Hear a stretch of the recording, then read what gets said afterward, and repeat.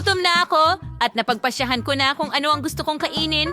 Gawan mo ako ng lububu cake. Kung naiintindihan mo, maaari ka nang magsimula magluto. Naghihintay ako. Hoy, nasaan na ang lububu ko? Bueno, nagpasya bang kainin ni Mia ang cake bago pa man siya? Anong nangyayari?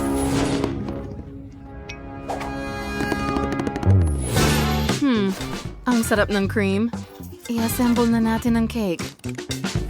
Itatabi natin ang lahat ng mga layer at mag-iwan ng isa. Magaling. Ngayon, kailangan nating idagdag ang cream sa layer. Kumuha ng spatula, ikalat ito ng maayos at buuin ang cake. Ngayon, kailangan nating takpan ang buong cake ng cream at pantayin ito. Ngayon, gusto kong lagyan ito ng pink na tsokolate. Ang ganda. Gustong-gusto ko ang ginagawa ko. Ngayon ay oras na para sa mga dekorasyon, ang gingerbread na lububu.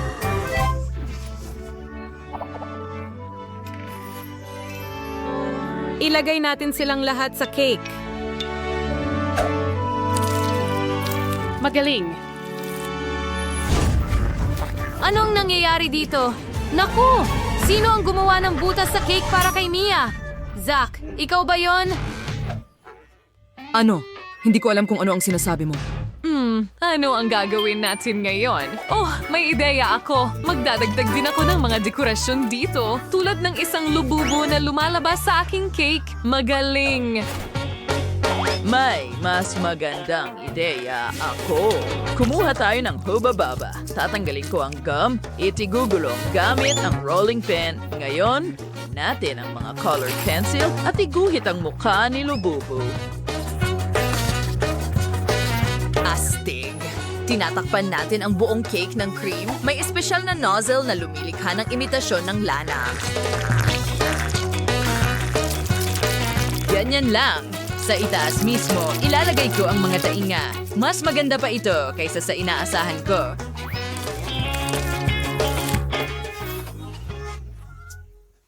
Ang hindi mapigilang lububu na ito ay nagpasya ring kunin ang cake ni Zach. Sisirain niya ang lahat ng cake. Hindi, ang perpektong cake ni Zach ay na-flat. Tulungan mo siya agad. Oh, Aray! Hindi ang cake ko! Ano ang nangyari dito? Wasak na ito! Hindi ko na ito madadala kay Mia, kaya ikaw ang sumira ng cake ko. Siyempre hindi. Panatilihin mo ang mukha mong lububu. Well, lagyan natin ng mukha ang cake. Sa tingin ko, mas maganda na ito. Well, sa tingin ko lang naman, ano kaya ang naisip ng chef, ha? well, nagkaroon ako ng mas magandang ideya. Gumawa ako ng chocolate cake. Ngayon, magdagdag tayo ng cream fur sa aking matamis na lububo. Mukha na itong totoo. Ilang dekorasyon sa cake mismo rin at perpekto na ito. Pero mas maganda ang cake ko, di ba? Hindi. Ang cake ko ang pinakamahusay. Hayaan nating si Mia ang magdesisyon niyan. Bakit tayo mag-aaway? Hoy, ano ang problema sa lububu ko? Oh, tama. Akala ko narinig ko si Mia. Sige, subukan mo. Wow, nagawa mong gumawa ng 3 cake. At ano ang nangyari sa isang ito? Nasagasaan ba ito ng kotse? Sige, subukan natin ito sa tingin ko. Well, hindi naman masama. Gusto ko ito. Wow, ang gandang pink na cake. Sige, subukan natin ito ngayon. Oh, may mga gingerbread lububus pa sa ibabaw. Dapat ko rin silang tikman. Tingnan mo. Ang astig nila. At napakasarap. Ang hirap tigilan ng pagkain. Oh, oo, nako. Mia, kakainin ng lububu mo ang buong chocolate cake. Nga, mukhang wala kang makukuha. Hoy, lububu, paano mo nakain ang buong cake at hindi man lang nag-iwan para sa akin? Oh, nakita ko ang lahat. Hindi ko man lang ito natikman.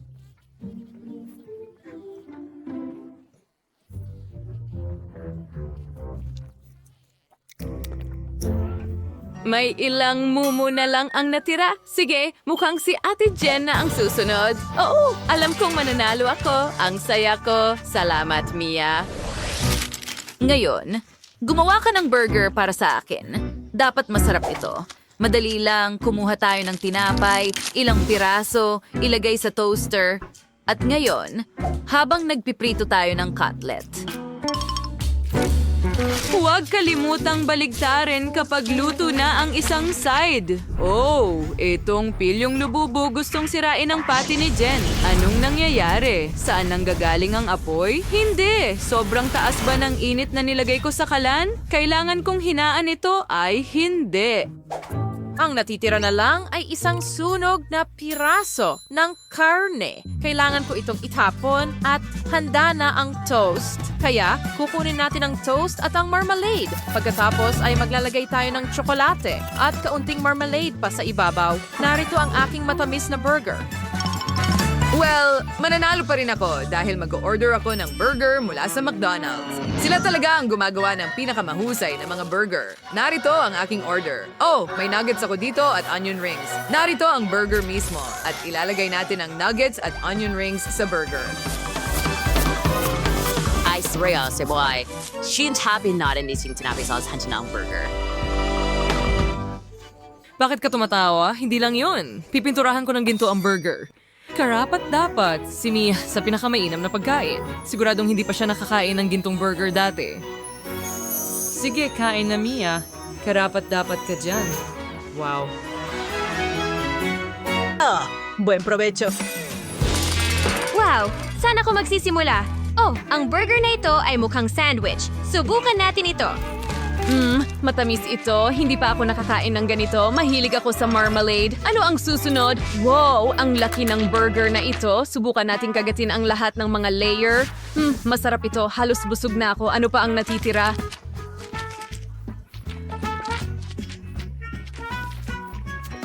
Wow, ang gintong burger. Ang ganda ng kislap nito. Subukan natin ito. Oh, masarap din ito. At sino ang nanalo? Ang chef ang nanalo. Salamat, Mia. Ito ang pangunahing kasanayan ng anumang mahusay na chef. Ngayon, gusto ko ng ulam na hugis, Lebubu. Yay! Magandang ideya. Iguguhit kita ng pancake na lebubu. Magsimula tayo sa balangkas. Iguhit ang mukha, pagkatapos ang balahibo at huwag kalimutan ang mga tainga rin. Pagkatapos, ang katawan, mga braso, mga binti. Magdagdag ng ilang detalye ng kulay. Ngayon, maaari na nating kulayan ang lebubu ng buo. Magaling. Ahang-ahang. Ang huling bahagi ay baligtarin ito. Ilagay ito sa plato. Ang ganda ng lebubu na nagawa natin. Dennis, ano sa tingin mo? Gusto mo ba ang lebubu ko? Well, hindi masyado. Mas gagalingan ko pa. Guhit tayo ng outline ng isang lebubu. Magkakaroon ako ng cute na isa. Mahal ni Mia ang kanyang maliit na lebubu. Kulay kayong manggi ito. Sige, iguhit natin ito ng ganoon. May gang party na.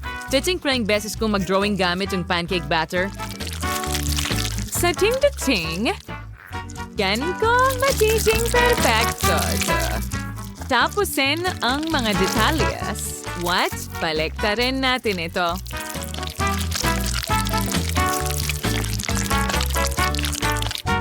Magaling! Perfecto ito. Ano sa tingin mo? Sa tingin ko, panalo na ako. Well, gagawin kong mas maganda ang pancake kaysa sa inyo. Iguhit ang outline gamit ang itim na masa, idagdag ang lahat ng detalye ng sabay-sabay. Pagkatapos ay pupunuin natin ang maliliit na detalye gamit ang may kulay na butter. At ang lebubu mismo ay magiging kulay rosas. Fan si Mia ng kulay rosas. Sa tingin ko, nagtagumpay ako. Tinatapos na.